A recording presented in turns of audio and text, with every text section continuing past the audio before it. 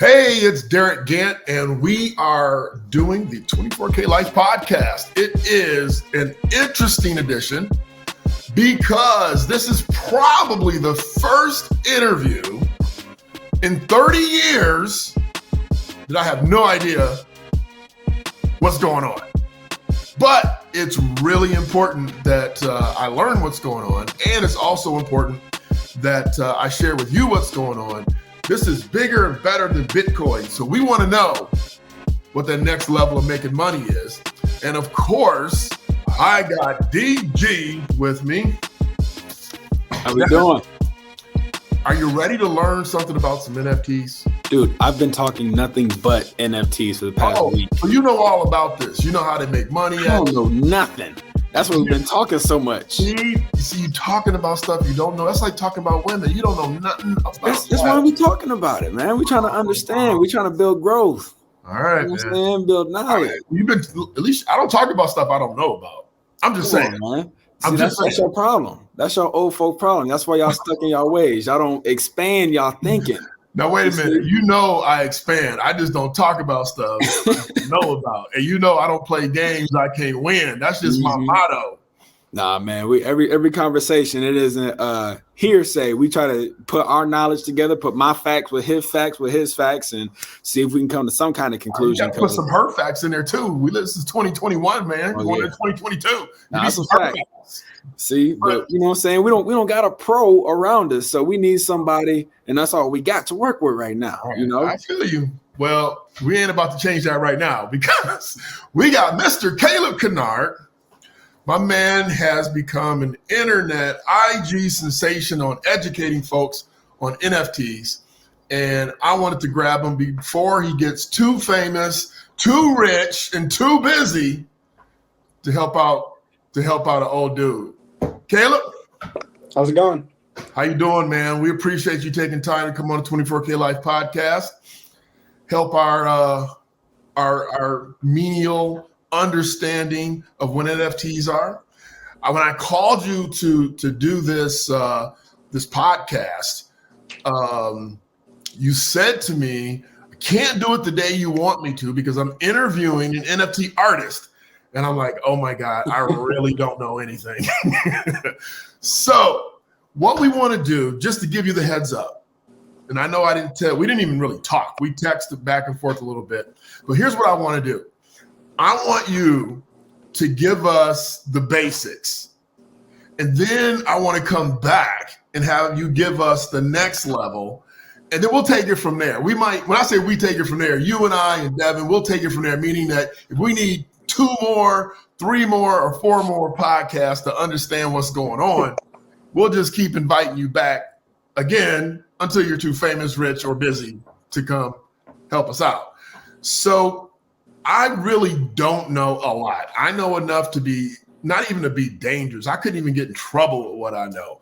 So why don't you start with describing or explaining to someone who knows less than we do what it is?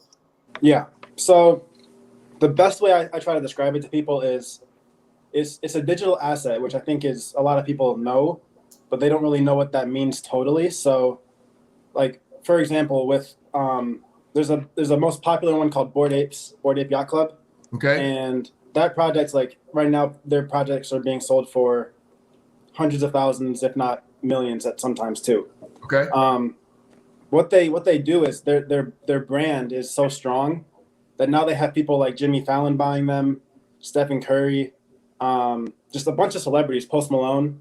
Okay, but you just jumped like several blocks. You got to go back, man. You got to act like we don't know anything. So it's coming full circle. All right. So with their NFTs, you also get access to like they call it utility in the NFT world. So the utility for them is a community and something called Ape Fest. So what people don't understand about NFTs is they're more than just a picture. They're actually verified ownership, saying that like you own this and no one else does. Okay. And it's verified on the blockchain, which is used with cryptocurrency, all this stuff. Okay. So with the Bored Ape example too. So if someone owns a Bored Ape, they are they're in the same community and they can go to some events or they call them like yacht parties and things with people like Steph Curry, things like that. So I guess kind of going back now too, NFTs, they're digital assets and they're stored on the blockchain with utility, and what it could be anything too. Like you can have utility saying you're able to use this for commercial rights. Like if you have, for me, if I had with my book Pluto, I could say you can use Pluto in your book, or you can use Pluto on merch or things like that. I guess does that help? Is there any type of extra things? Where are you lost in the process? because you have to understand that let's just assume that no one has even heard the term NFT. So what does the term NFT stand for? So it stands for non-fungible token, pretty much Right. meaning that it can't be replaced. Or it can't be duplicated. It can't be like mimicked. Okay. And so what kind of things can be NFT? Pretty much anything, as long as it's the right file size. So in theory, I mean, I wouldn't recommend it, but I could take a selfie and mint it as an NFT, and it could still be an NFT, but it wouldn't be necessarily the best move. There's like videos can be NFTs, so I could take a TikTok video and make it into an NFT. Okay. It's really just there's certain file formats like MP4, MP3, JPEG, PNG. Can't do PDFs yet, which sucks for me as an author. But so really anything can be an NFT as long as it can be minted. Okay. Now, what does minted mean? So minting it's really just, it's pretty complicated if you like look it up and all this stuff. But the way I see it is it's just the process of making your JPEG or whatever you're putting out there, and you're storing it in the blockchain. It's the process that does that. So the process of taking What's a blockchain? No. We'll talk about blockchain. It's a holding box. Yeah. It's a holding box. We'll talk about blockchain. We've talked about blockchain before, but we'll do that in a whole different another conversation, because that's really. I need to know, man. I need a quick. Give me a quick. It is a holding box. It is the box that holds the assets. Think about like a bank account with a crypto encrypted number that allegedly can't be broken. And I do that because, remember those one guys that stole how many, $36 billion or something, those young kids that stole all that money. They created the blockchain. And remember you asked me, Devin, and I said, the only way they can steal that is if they create it, if it's their platform, and it was their platform. So let's just say it's the holding account for now. So going back, you can put you can have an NFT that's like I don't want to say a meme, but like a last second shot of Michael Jordan, against Cleveland or something like that. Is that accurate? Yeah, anything really. I mean, I could take a picture of my cat and make it an NFT the same day. Okay, so then we got to mint it, and mint it is the process of taking that and getting it into the system, the blockchain, with a value, or how does it get value? By value, do you mean like price? Yes. So that's all up to whoever is creating them. You get to set your price, you get to set your royalty rate and everything like that. Okay, so and then this is only valuable inside of whose ever designated platform you have it on. So you I think that's what you're saying. So for example, there's a lot of marketplaces, and they're all on different blockchains. Like there's Ethereum, Solana, Elrond, and then Ethereum has like OpenSea, for example, which is by far the biggest platform right now. And in theory, I mean, you could take the Ethereum NFT and you could take it to another Ethereum marketplace. And with that, if someone didn't get what's called a smart contract, which is kind of deeper, and we'll talk about that later. Yep. But if someone didn't have a smart contract, then you would lose out on the royalties if someone were to take it on OpenSea and move it to maybe like it's called Rarible, another marketplace. Right. So if you don't have a smart contract, then you can move it from one platform to another, and because you have it, create a smart contract and an NFT in that platform, you can then technically steal somebody's stuff and create value. Not necessarily stealing, but just but reselling on a different marketplace. Okay. It's just like if I had a Michael Jordan rookie card and maybe there was some sort of royalty deal involved, and I somehow found a little loophole moving out of the country or something, and that was the loophole, and I didn't have to give them the royalty anymore or something like that. Does that make sense? Yeah, it makes sense. Stealing. In a way, yeah. So okay, I won't ask any more this second because I know Dev's been itching. Ever since he heard you were coming on, he's like, I got lots of questions. So go ahead, Dev. What's your question? Hello to quality time at Marco's. Hello to being a game changer, an original, and to those who make it authentic. We say hello with the Founders Select Pizza, Old World pepperoni, sliced Italian sausage, mushrooms, on dough made fresh every day, and a sauce from the original Gianmarco recipe. Hello to an Old World original. Every store, every day, the Italian way. Hello, Primo. So, is there any protection against screenshotting? Yes. Well, honestly. Now, so anyone can screenshot anything, but I guess you don't really own it. You don't get the benefits of owning it. And I actually made a video on this the other day because it's one of the most common misconceptions. And I get so many comments saying like, "Oh, I'll just screenshot it and still have it." So, for example, with the Bored Ape example again, they're one of the most lucrative brands right now. I actually have a friend who he wants to take his Bored Ape and make like logos with it and merch from it for his own like personal brand that he's building. And so like things like that, like if you were to try to do that with a screenshot, like you're gonna get sued. So that's really the only protection, I guess, that I would say from it. Okay, so is it now like, because you keep bringing up Bored Ape and your friend has one, so is it now like the Gucci and the Louis Vuitton and that's what you're buying? You're buying the brand name, not the image itself? Yeah, I mean, in a way, you're really just investing in a startup. So it can be anything like that. I mean, Bored Apes is just a really good example, but there's examples like Space Poggers, and they are working on like a metaverse type of TV show, like adult animated TV show. And I have a friend also who has like 17 Space Poggers or something. And he you're really, for that example, you're investing in the IP and like the characters. It's like if you were to be able to invest in Mickey Mouse or like Batman before they were who they are today. So if you're investing, that means there's resale value, correct? Yeah. So I can buy an NFT and it can be worth 50,000 and I'm expecting it to be $1 million and I'll resell it. But why would somebody buy that? Honestly, so it's really just because if people don't want to sell them in the community and you're seeing a really strong brand, strong community, that's when the buyers want to come in and want to raise the price and get people to sell them. Okay. So not my final question. I got two more. You're good. But I see the trend that the art is not good. I feel like we went back 10 to 15 years on the art. And is that a reason, or are people saying simple is better? It's really, that's a good question. I mean, it's one of the things that I've been pondering lately too. Mm-hmm. The art, oftentimes, like CryptoPunks is a really good example for this. They're like very blocky, like people use them as profile pictures, and it's called like generative art is what they do. So it's not even like they're all hand drawn. They draw like just certain layers of the art, and then they use an algorithm to throw them all together and just mesh them all up and make different variations. The art, I would say it's mostly about community and brand more so than art, because the art is really just like the representation of the brand or the community. Mm-hmm. For CryptoPunks, like they're probably number one right now. I would say Bored Apes are like coming close to be number one, and they're gonna be probably soon. But CryptoPunks, like the art, it sucks, and that's actually what got me involved. Because I was like, if they can make NFTs, so could I.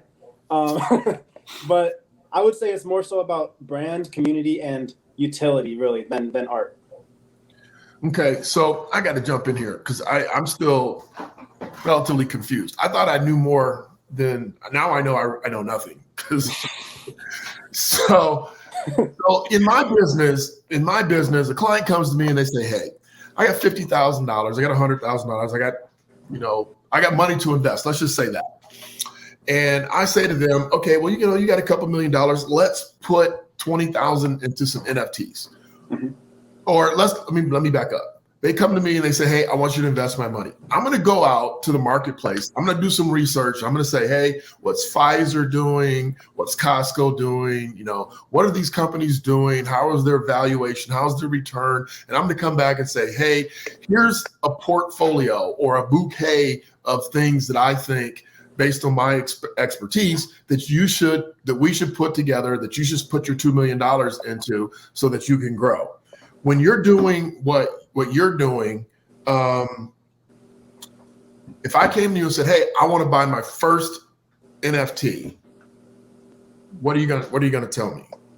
I would make sure, honestly, so it's the market for NFTs, it moves very fast. Like, things are changing by the day. So my best advice, and really this is more so what I've picked up from being around like bigger investors in this space, that you should really buy things you want to collect first. Mm-hmm. And then from there, like if there's already a strong community and strong brand, then you'll be able to potentially resell it for more. I mean, there already are projects that have gone to zero. They do like rug pulls, as they call them, where they get people to invest and then they just all leave the project pretty much. Okay. So it's very tricky to navigate. But I would say, first off, you should get on Twitter and get on Discord, because if you want to like kind of get in the be able to see and like move with the space, those are the places where everything's happening. So I would recommend people go to Twitter first. I have a Twitter account, and I've never seen anything about NFTs on it. So what should I be? Should I just Google, or should I not Google? Should I search NFTs and yeah? Or are you going to give us a recommendation on who to follow? Is it Bored Apes? I mean, yeah. Honestly, I would say follow me, follow everyone that I'm following. Oh, okay. And all right. Also, like Gary V, definitely him. He's one of the biggest like innovators in the space so far, as always, like he is with everything. Okay. But then, so yeah, go on Twitter, look up NFT, look up like hashtag NFT, just scroll through, and then I guarantee you'll find projects that might appeal to you. And then when you go to the project's profile page, they'll likely have like a Discord link in their bio, which is where they do the community building. So then when you click the Discord, what's your Twitter handle? What's up? Caleb Kynard. Just no spaces, nothing like that. No periods. All right. Is that right? Yep. All right. Yep. We're putting it up. Are the Discords going like crypto's going, where you can kind of catch the wave if you're in the Discord and see what people are navigating to? Pretty much. I mean, Discord, like there's certain servers where I'm in a server right now where people, they like to throw out names of the next big projects that they think are coming. But oftentimes Discords are mostly used for just like building strong communities. So for example, like there's things called whitelists, which means like you get to be on the, like one of the early buyers, and you might get a discount, and like you don't have to go rush and try to do it before everyone else, like they're sold out. Mm-hmm. So if you want to get on a whitelist, oftentimes you'll have to like just be very active in Discord, kind of manage the Discord for them and like do some work for them pretty much. Discords, they can move very fast. I've seen some where they have thousands of people and no one talks in them. I've seen some where they have hundreds of people and I'm getting 50 notifications an hour. So it really depends on the community and the brand and whoever is really running the community. Okay. So you're saying that if somebody wanted to start, is it an investment? Do you consider it an investment based on what you know? Okay. So I would consider it alternative investing. Okay. So like Bitcoin or like cryptocurrency. Yeah. There's no real value behind it, but you know, I mean, at least if you create an NFT, you're closer to art or some form of art, depending on what it is that you're doing. So you said a lot today, and you know, you've given us a few terms that we need to come back and talk about. We'll come back and talk about smart contracts. We'll talk about the blockchain. But because I think that's where the real money is. I think the real money is in being able to help people understand the blockchain and the smart contracts, because you can put artists are putting their when I say artists, I mean musical artists are putting their their work into you know, smart contracts and blockchain so that they don't get their music ripped. And so that's a whole different issue, but there is some real value there that I can understand. Putting my book or ebook in, I understand that value. Having a meme of Michael Jordan crying, I don't technically. understand how that has value. I understand supply and demand, so I'm not suggesting that I'm an idiot with it. I do get it, but in these communities, there must be some relatively significant demand for it to be an investment. And so I don't understand art either. So this is going to be tough for me. You know, when you see those huge paintings where it looked like somebody took some paint and splashed it there and splashed it there, and it went like this, and they sell it for $2 million. And like, I can say, yes, I was very emotional when I did that. And I was thinking about the salvation of the world, and it's worth $2 million, but I don't see it. Mm-hmm. So anyway, you know, if someone again wanted to do that and they follow you, is this what you do? You would help somebody get started in it, or what? Yeah. I mean, so actually, I have a friend. He is way deeper into crypto, and I'm more into like creating NFTs and building a brand around it. Okay. And he's like a very big investor with NFTs too. He's like every week he's telling me, I bought this one, now it's worth this much. And he and we go live every single day on TikTok. Okay. We pretty much answer questions, and we talk about NFTs, where we're at now with our journeys. Okay. And what's your TikTok name? Same thing, Caleb Kynard. All right. So they can go to TikTok and follow you. So I saw somebody posted a few weeks ago. He said he announced that he minted his first NFT. And does that mean he created one? Is that what that means? Yeah, pretty much. Okay. So so if I wanted an NFT, I don't have to create it. I can buy it, right? So I can go buy somebody's. Correct. All right. Or I could try to figure out how to mint it or pay somebody to mint it. Is that a job or a thing? Yeah, I mean, honestly, like for you, for example, you could literally you could make NFTs that are the cover of your book, and then whoever buys them, maybe you make 100. Whoever buys them, you send them a signed copy, and they also get a one-on-one call with you. And like that's kind of the utility. That's the value of it, more so than just the actual picture. Okay, so they buy this signed NFT copy of the book or cover of the book. They get the book. They get a one-on-one. What's it worth after they're done with that? Well, that's when it kind of gets complicated with the smart contracting and things.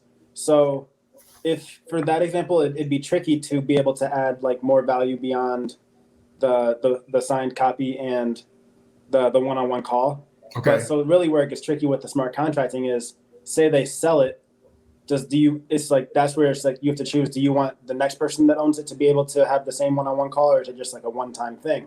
Mm-hmm. Or if also, I guess just as you build your name and your brand in the space, people will want them just because it's you. Of course, yeah. If I was Michael Jordan and I signed it, or LeBron James or somebody. Of course, that's obvious, you know. So, but I would go to Nike first. But anyway, I digress. So, all right. So I do have a question. You talked about music, and did you hear about Tory Lanez? Yeah. Tory Lanez is an artist, and he released his unreleased album, so you can't get it anywhere else. Put it on NFTs. It sold 1 million copies for $1 each, under a minute.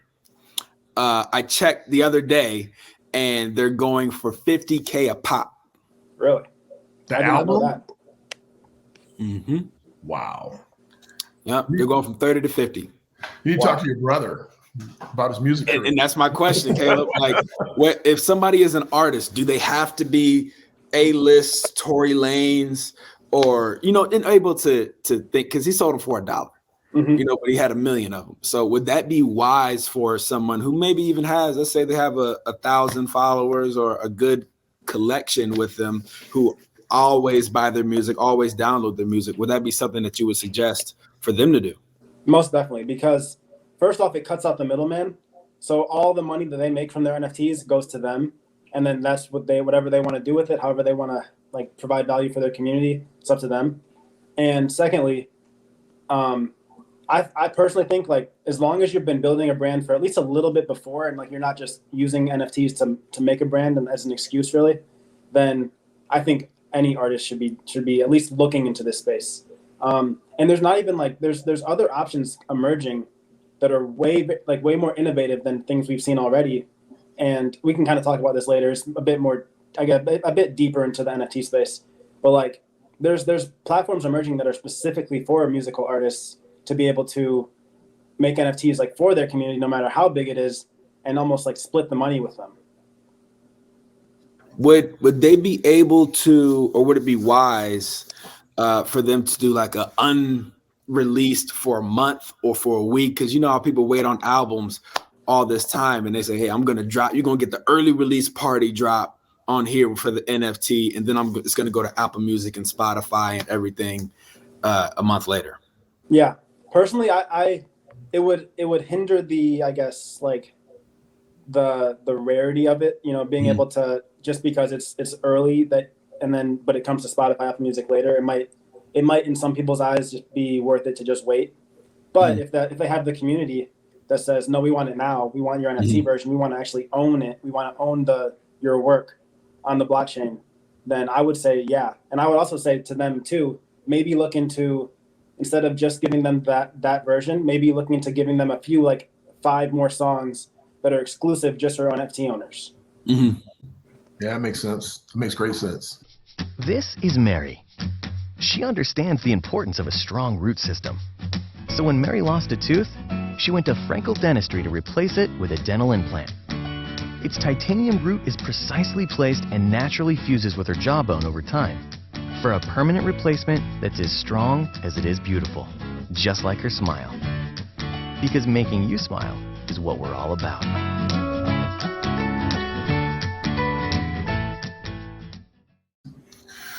Well, I can honestly tell you this interview has just created more questions for me, but I really do. I want to kind of soak in everything that you've said and do some homework. Maybe I'll write a blog post and make sure that people know how to get a hold of you. You know, I'm a big believer that you do what you do and you stay in your lane. So I'll be reaching out to you because this is not my lane. And you can kind of advise me on, you know, if we have some money that we want to take a look at, do we want to mint some things with the brand things that we built? Is that better, or is it better to get into a, what did you say, ape society? What do you call it? Yeah, like Bored Ape Yacht Club is what. Bored Ape Yacht Club, and you know, so you can kind of guide us, and then we can help people and guide people to you as well. And we'll make sure that we push people towards your channel on IG, on TikTok, and Twitter. Awesome. Thank you. So, yeah, I want to leave people with something a little more tangible. What would you suggest out of the 3? It just popped in my head. What would you suggest? Would you suggest that they make one, join a Discord, or just invest? So I would say for the average person, start off with investing. For me, it made more sense to start off with making them because honestly, just like money-wise and then where I'm at with my brand. But for the average person, I would say start off with getting on Twitter, getting on Discord, and then also, most importantly, too, look into like what the creators, like what their vision is. They call it a roadmap. So like if it's a roadmap that you want to support and something that you want to see in the future with the metaverse and all this stuff, then that's something that I would say is worth investing in. Love it. Love it. All right. So since that's your answer, how much money? Since you keep saying the average person, and the average person don't have any money, but anyway, how much are you talking to get started? So honestly, like I have not invested yet. I am just surrounding myself with investors. Yeah. And what I've been told is $1,000 is a good like benchmark. Okay. And I would also recommend too, if you have less money, to stay away from platforms like the Ethereum ones because they have gas fees. And so any transaction you have to spend some sort of extra fee, which is just unnecessary expense in my eyes. Right. So I would say to start off with, still getting a little deeper, but start off with like Solana or something like that and look into those marketplaces with less gas fees. Well, you know, basically you're saying follow Caleb, and he'll tell you at some point in some interview, or you can ask a question, and he'll tell you where to go to get started if you have $1,000 or less. Now, last question from me: $1,000. Does that get you one NFT, or does that get you a couple or a basket of them? Do you get a question, or what happens with that? Give or take. I'm not saying, I know they're all different, but just in general. So personally, if I had $1,000 that I was just ready to spend on NFTs, I would probably split it up into 2. Okay. And then have 500, 500, go half and half, choose 2 projects that I really like, and kind of just see what happens with both of those.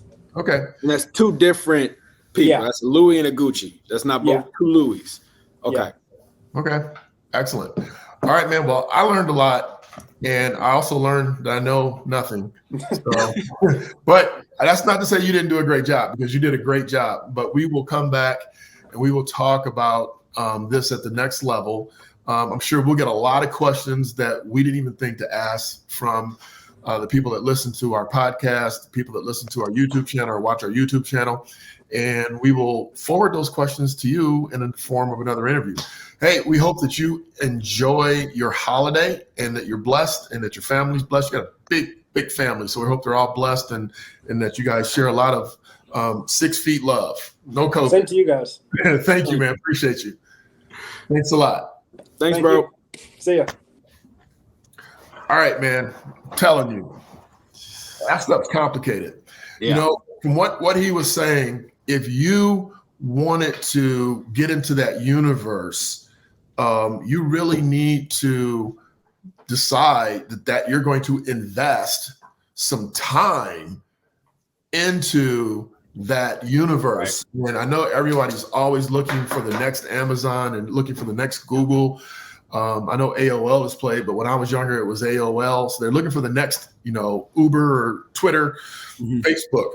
And I know that, and this very well sounds like that this is the internet of NFTs, and you have to go figure out inside of this space which one of these companies, Amazon, Google, Yahoo, is going to be the rocket ship or rocket ships. And that's going to take a lot of time, a lot of commitment, and a lot of focus. I don't know that a lot of people have that type of commitment, time, or effort. I know that as far as I'm concerned, I would look for somebody like myself, somebody that specializes, or when I say like myself, like Caleb, who is uniquely involved in that at every level, right? He's talking about the smart contracts. He's talking about the blockchain. He's talking about minting, creating, and eventually investing. And if you notice what he said, he's not really, he's a college student, extremely bright college student, but a college student. So he didn't have the money to invest. But instead of not being involved at all, he just started creating them. So it's like he's a clothing designer. He can't go invest in the clothing designs or buy the Birkin bag that will appreciate in value, but he can go make and design the Birkin bag. So I thought it was quite interesting. And it sounds like a young person's game to me. Now, I could be totally wrong, but he's talking about the metaverse. I know that Facebook changed their name, their holding company name to Meta something. I'm not 100% sure of what he's referring to with the metaverse. And if you do know, then just say, yep, I know. And then we can do another podcast about that another day. Well, in regards to the metaverse, just a little nugget. Did you hear about somebody bought a $1.2 million plot of land inside the metaverse? I did not. So the metaverse is a verse inside of the internet. Is that what it is? So it's supposed to be like when virtual reality comes in and you can walk around and do all of that, and just gonna be concerts. So they didn't buy real land. They bought virtual land. They bought virtual land. So there's only an X amount of land, and of course they plot it out like they would a regular piece of land. Hey, all righty then. So we will be doing some homework on this and talking about this in 2022. We won't talk about it in 2021. That's just too deep. So I got a question for you. Yeah. So would you be doubling down on risk if you bought an NFT with a cryptocurrency, with Ethereum? Yeah, of course you would, because crypto does not have any value, anything backing it up.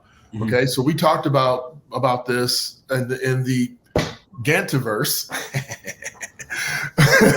We've talked about this before. If you were to go out and buy a car or let's say you went out and bought groceries and you spent $200 on groceries and you use crypto, and at the end of the day, the value of that crypto went up and that $200 is worth $230. You just lost 15% return. You just paid 15% more or 15% inflation on those groceries than you should have. If it went down, then you just got to, you paid it, you got a discount. But my point is simply that it's too unstable to use as currency right now. It's definitely not an investment, but it is more of a speculative investment than it is a currency. And so all I can really say is that the average person would be highly upset if they spent, $60,000 of crypto on buying a vehicle, and then 4 weeks later, that 60,000 of crypto was worth 82,000. They would be very upset. The average person, okay? Because we would look at that, and I say we because I would be very upset. We would look at that like I just paid $22,000 more for my card than I should have. And in that same regard, the people who are receiving the Ethereum, they're like, hey, man, I can't lose, man. Yeah, they can't lose. They sold something for 60 and now they have $82,000 worth of values. Right. $22,000 pickup. And sold something, like you said, that's not worth anything. Yeah. So early in the burn, we're talking 5-6 years ago, maybe even longer than that by now. When I first got into crypto, I paid my Verizon bill. Believe it or not, they were taking crypto as payment back then. And it didn't mean anything because crypto wasn't doing anything. I mean, it really wasn't moving up or down. It was just kind of stagnant. So it might have been longer than 5 years ago. It was just stagnant. And so it didn't matter. But, nowadays, if I say, I paid that phone bill, it was $225. Paid $1,000 phone bill. Yeah, that was $1,000 phone bill today. Right? Right. So, you don't want to, you don't want to be in that position. So, I buy and hold and watch. So, but it's a good question because most people might consider doing that because the money that's inside of those are probably going to be, in crypto and cash. But yeah, I wouldn't use crypto to do it. Yeah. The reason I asked is when I looked it up, I believe, I may be wrong, but whatever I looked up, I think you could only pay in Ethereum. Well, if you're most likely, if you're in their holding space, whatever he called it, I don't remember what he called it, but if you're in their metaverse and you're buying it through them, but I wouldn't use existing Ethereum, right? I would put fresh money in, and then it would just go through, because you can hold cash in those accounts as well. So you can still have cash inside of your crypto account that's not necessarily invested in crypto. So they're just making the transaction for you with your. Yeah, they're just holding. It's just a bank account. Okay. Right. So inside that bank account, you have some currency that is crypto and some currency that is cash. Make sense? Yeah, it makes sense. All right. Well, we will keep exploring this part, and we'll let you lead. I'll follow on this stuff because I never even heard of the metaverse before today. So yeah, man, I'm sure you're gonna have a lot of questions, and I'm gonna have a lot more too. And we're gonna get together and bump heads and take our collective knowledge back to Caleb to see if we can learn something today. Absolutely. All right. I appreciate you jumping on. Thank you. Yes, sir. Thank you. All right. You heard it. Strange world. Hey, if you want to jump in, follow Caleb Kynard, CalebKynard. Caleb Kynard. He's on Twitter. He's on TikTok. He's on Instagram. And he's a young man, very dedicated. He posts daily. So if you start following him now, this time next year, you too might be an expert. Hey, this is Derick Gant, 24K Life Podcast. Thank you so much for listening. Talk to you soon.